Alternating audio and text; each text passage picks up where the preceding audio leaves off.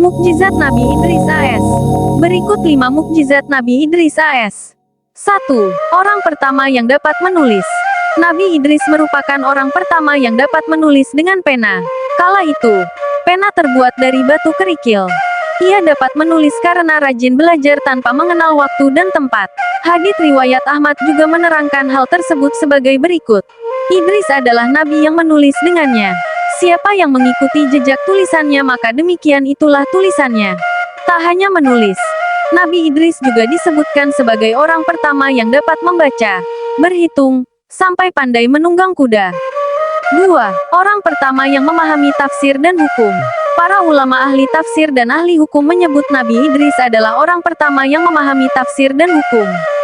Kaumnya memberi gelar, Harmas al-Haramisah, yang berarti, singa dari segala singa, kepada Nabi Idris karena memiliki banyak kemampuan.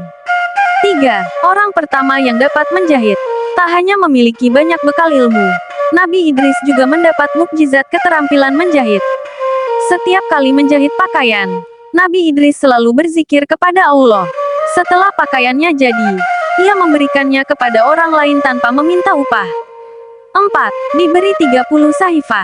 Allah SWT menurunkan 30 sahifah atau lembaran kepada Idris yang berisi petunjuk yang harus disampaikan kepada kaumnya, Bani Kabil agar mereka bertaubat dan menyembah Allah. 5. Boleh masuk ke surga dan diangkat martabatnya. Allah SWT mengizinkan Nabi Idris masuk ke dalam surga setelah meminta malaikat Israel mencabut nyawanya.